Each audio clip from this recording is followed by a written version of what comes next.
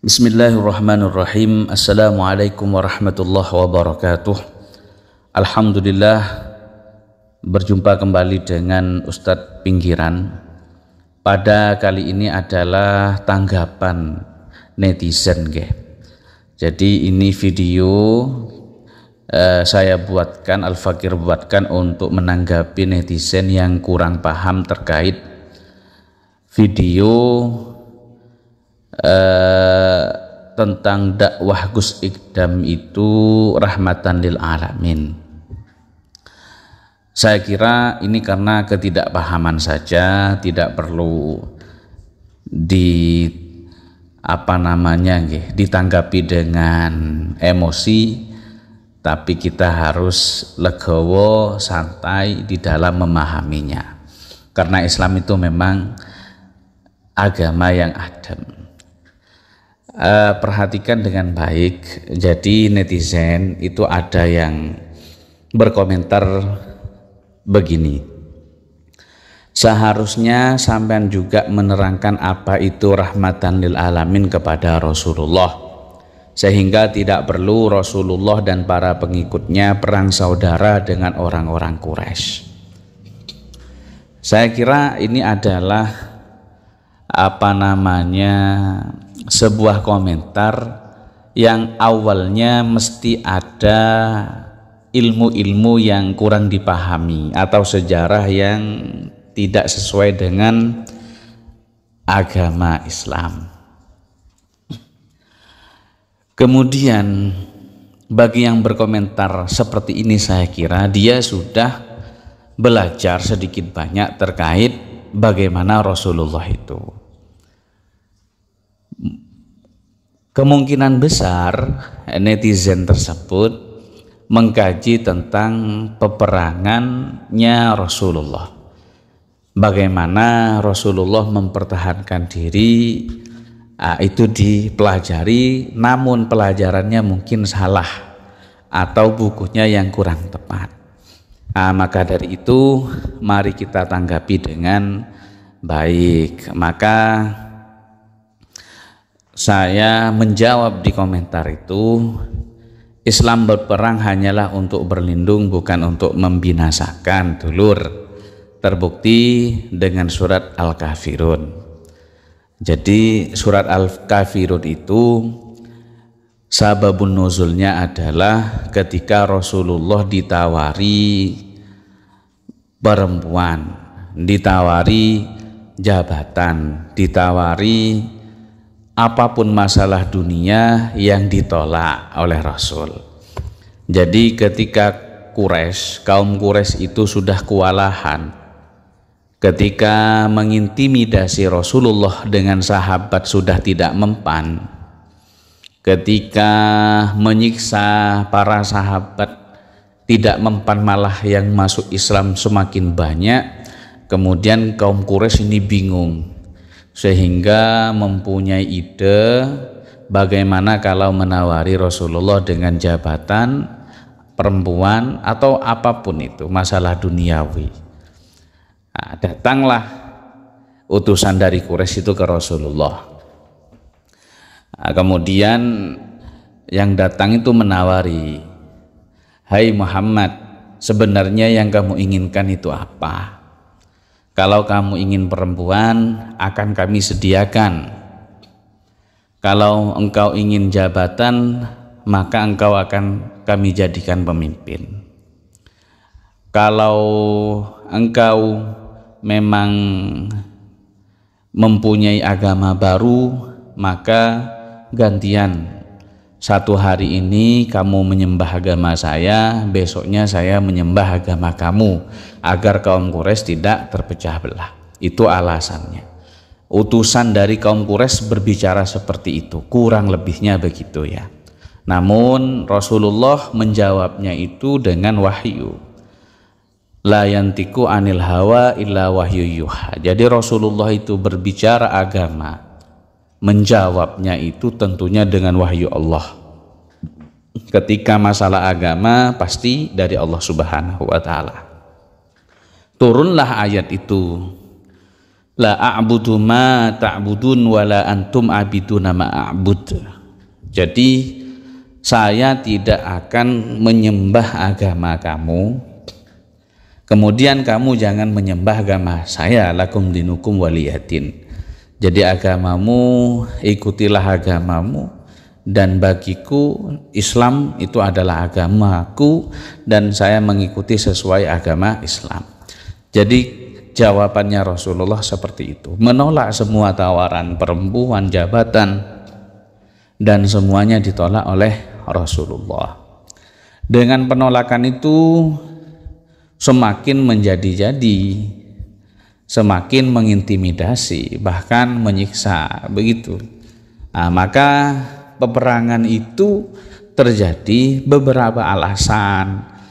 Tidak Rasulullah nggak ada sebab musababnya langsung berperang, tidak ya. Jadi perlu dipahami oleh netizen yang berkomentar di video saya, Rasulullah itu tidak berperang karena hawa nafsu, tapi untuk kemaslahatan Islam, kemaslahatan umat.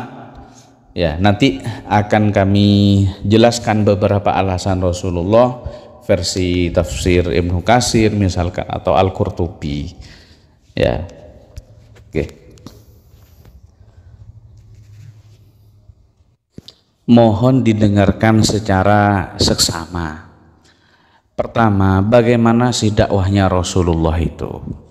Rasulullah berdakwah tidak langsung secara terang-terangan. Ini adalah alasan kenapa Rasulullah itu dikatakan rahmatan lil alamin. Rasulullah dakwahnya memang mencintai semua manusia, sehingga cara dakwahnya pun ya jelas ala Allah Subhanahu wa ta'ala. Jadi dakwah Rasulullah pertama itu secara sirri atau secara sembunyi-sembunyi. Rasulullah tidak langsung berdakwah secara terang-terangan. Jadi ringkasan periode dakwah Rasulullah secara sembunyi-sembunyi itu 3 tahun, yaitu perkiraan antara 610 Masehi sampai 613 Masehi. Kemudian mulai dari 613 Masehi dan seterusnya baru Rasulullah berdakwah secara terang-terangan. Nah, ini adalah bagaimana Rasulullah itu berdakwah, sehingga tidak benar dikatakan ketika Rasulullah itu menyebarkan Islam dengan peperangan, tapi Rasulullah itu menyebarkan dengan cinta kasih sayang. Terbukti Rasulullah itu cinta kasih sayang adalah orang-orang pertama yang masuk Islam, yaitu dari kalangan rendah, dari kalangan bawah, seperti budak-budak, hamba sahaya. Karena konsepnya Rasulullah, semua manusia itu sama di sisi Allah Ta'ala, semuanya tidak ada yang berbeda, yang membedakan hanya ketakwaannya.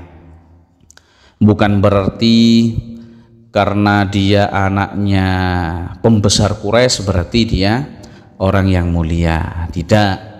Tapi semua mempunyai hak yang sama. Anak budak pun kalau dia lebih bertakwa dari putranya raja, maka dia lebih mulia di sisi Allah Subhanahu wa ta'ala. Lah inilah yang menyebabkan para budak itu antusias sekali, senang dengan ajaran seperti ini, karena sebelumnya perbudakan itu sangat luar biasa. Maksudnya budak itu seakan-akan menjijikkan bagi pembesar-pembesar itu. Jadi kalau pembesar ya tidak boleh makan dengan orang-orang budak-budak itu. Berbeda dengan Rasulullah. Rasulullah itu ya serawungannya, barangannya dengan orang-orang bawah, dengan para budak atau siapapun itu. Rasulullah bisa bersama-sama. Sehingga Rasulullah itu dinobatkan sebagai Al-Amin. Manusia jujur itu bukan orang Islam yang menobatkan, tapi orang Quraisy sebelum Nabi berdakwah secara terang-terangan. Rasulullah mulai kecil beliau sudah nampak karismatiknya, sehingga mulai kecil Rasulullah dinobatkan sebagai manusia Al-Amin, orang jujur. Orang jujur gak pernah berbohong. Lah ini yang menobatkan bukan orang Islam, karena sebelum Islam Al-Amin ini, sebelum Islam disebarkan secara terang-terangan oleh Rasulullah, Rasulullah sudah bergerak Al-Amin. Kemudian ketika kita sudah paham bagaimana cara dakwah Rasulullah, jadi dari sembunyi-sembunyi, pelan-pelan, dari kalangan bawah sehingga membesar. Setelah besar, ketahuan orang-orang Quraisy, kemudian dimusuhi dan lain sebagainya. Baru ketika Islam sudah diintimidasi, bahkan ada penyiksaan, bahkan ada kezaliman yang besar-besaran, waktu itulah Rasulullah disuruh berperang oleh Allah Subhanahu wa Ta'ala dengan konsep, dengan prinsip-prinsip perang. Nah, maka banyak bisa dibaca ya di Sirah Nabawiyah, prinsip perang ala Al-Qurtubi ya, di antaranya perangilah orang-orang yang zalim, tapi tidak boleh melebihi batas. Tidak boleh menyerang tempat agama, tidak boleh memerangi perempuan, tidak boleh memerangi orang-orang yang sudah tua dan lain sebagainya. Banyak prinsip-prinsip Islam di dalam peperangan itu bisa dipelajari oleh netizen tersebut. Ya, jangan salah di dalam belajar. Ketika salah dalam belajar, maka akibatnya dia tidak paham tentang Rasulullah Muhammad SAW, sehingga komentarnya seperti yang tadi agak provokatif, saya kira begitu ya.